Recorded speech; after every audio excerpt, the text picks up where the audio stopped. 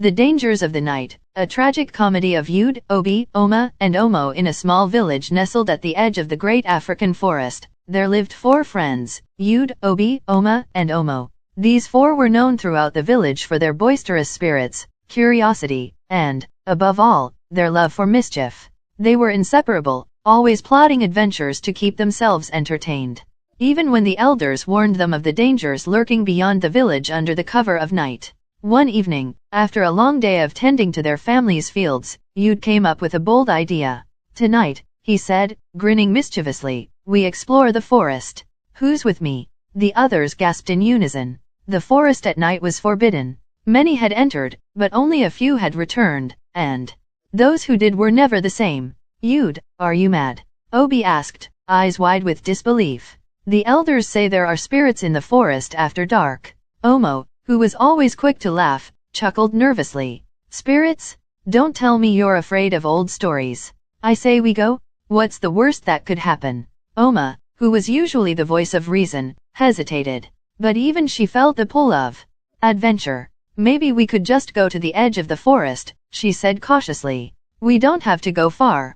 And so, with a mix of excitement and fear, the 4 friends made a pact. They would meet at the big baobab tree once the moon was high and slip into the forest, just for a quick look around. As night fell, the village went quiet, and the friends crept out one by one, meeting under the baobab. The moon cast long shadows, and the wind whispered through the leaves. Without speaking, they ventured toward the forest, their footsteps barely audible against the rustle of the night. At first, the forest seemed peaceful. The air was cool, and the sound of crickets filled the night.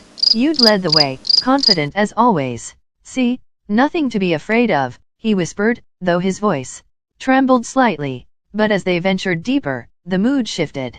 The trees grew denser, and strange sounds echoed through the night, sounds that didn't belong to any animal they knew. The friends exchanged uneasy glances, but no one dared speak. The bravado they had displayed earlier began to fade. Suddenly, they heard a low, eerie wail. It wasn't human, but it wasn't quite animal either. Oma clutched Omo's arm, and Obi's heart raced. Maybe we should go back," Obi whispered, his voice barely audible. But before they could turn, a figure emerged from the shadows. It was an old woman, hunched and frail, but her eyes gleamed with an unnatural light. Her voice, when she spoke, was a raspy whisper that seemed to come from everywhere at once. "Children," she croaked, "why do you wander where you don't belong?" The friends froze in terror. "Yude, ever the brave one, stammered, "We didn't mean any harm. We were just curious." The old woman cackled, a sound that sent shivers down their spines. "Curiosity killed more than just the cat," she hissed. "The forest does not welcome trespassers at night. Leave, before it's too late." Without another word, the old woman vanished into the shadows. The friends stood in stunned silence, their breaths shallow, hearts pounding in their chests. "Run," Oma whispered urgently. And run they did.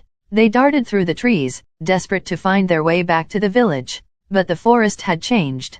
The trees seemed to shift, paths disappeared, and the sounds of the night grew louder and more menacing. Suddenly, Omo tripped and fell. As the others stopped to help him up, a strange sound filled the air, a mournful, sorrowful dirge, as though the forest itself was singing. The song was haunting, its melody filled with sorrow and regret. O spirits of the night, why do you claim the curious? In shadows they wander, and in shadows they fall. For the night is not for the living, it whispers with the voices of the past. Return to the light, before the darkness consumes all. The dirge echoed in their minds, chilling them to the bone. But they couldn't stop. With Omo limping, the group pushed forward, driven by fear. The trees seemed to close in around them, and strange shapes darted in and out of their vision. Finally, they burst through the edge of the forest, tumbling onto the grassy plains that bordered the village. They lay there, panting, drenched in sweat and terror.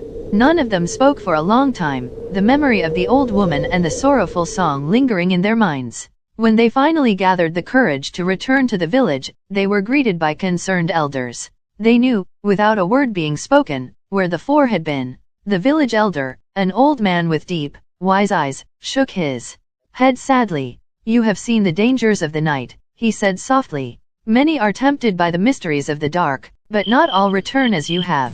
Some are claimed by the spirits of the forest, lost to the shadows forever. Remember this night, and let it be a lesson. Yud, Obi, Oma, and Omo never spoke of the night again, but the terror of what they had seen stayed with them. They realized that some things were better left unknown, and that the wisdom of the elders was not to be taken lightly. Moral lesson *: the night hides dangers that the day cannot. Curiosity is a powerful thing, but it must be tempered with caution and respect for the unknown. Young people, remember that not all mysteries are meant to be explored, for some paths lead only to sorrow. Listen to those who have walked the path before you, for their warnings may save you from a fate worse than fear.